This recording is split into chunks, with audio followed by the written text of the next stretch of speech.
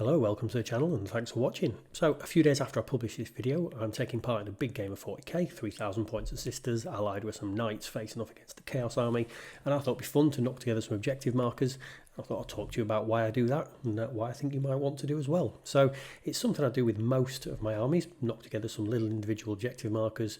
One, because it looks nice in a cabinet when you're displaying your army, it's just something different. Two, I think it's the start of psychological warfare when you play your games of 40k. You know, you're putting down some objective markers that are themed to your army, that's telling your opponents, these are mine, I'm having them back, I'm winning this game. Step one of getting one up on your opponent. I mean, joking aside, there is a little bit of that you can, start laying a bit of smack talk down when we play, and we know we all like to do that. But secondly, it's just a little bit of fun. It's a little bit of a modelling project that might break the monotony of, batch painting an army, or just give you something to do that uses up all the spare parts that you get, because you do get an awful lot of spare parts when you do this hobby. So you can see here, I'm doing it exactly like I do my sister battle bases. Millie put down on a base, put it fairly thin, and then a green stuff world temple roller that we're now going to use. So I'd suggest whatever army you're doing your bases for, your objective markers for, make them match the rest of your army.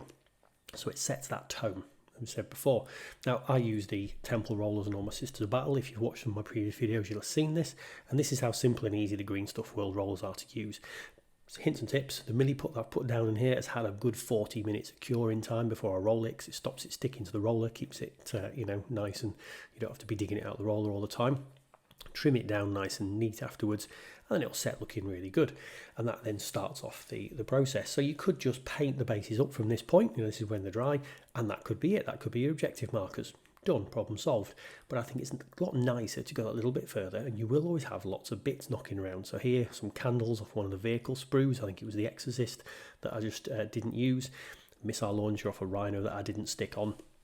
And you can then go through and find all those other bits that will be on all the sprues you've gathered up from doing your army, that you can then make use of, rather than them being thrown away or languishing in a bits box for the next couple of years.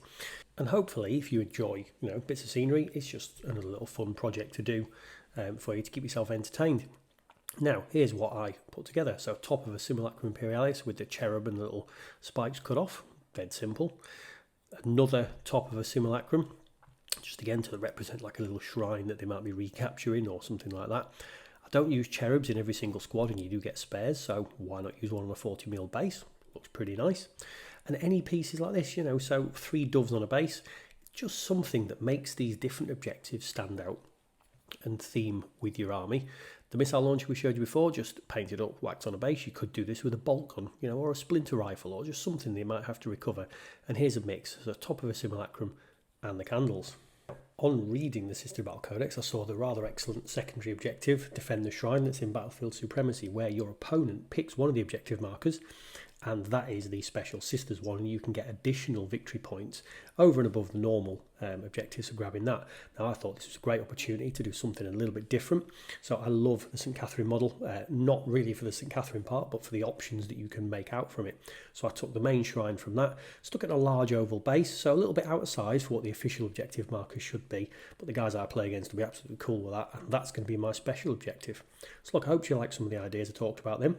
If you do like what I do, like, comment, subscribe, check me out on Instagram, and hopefully I'll put a video together of the big game that I'm using these in. See you next time.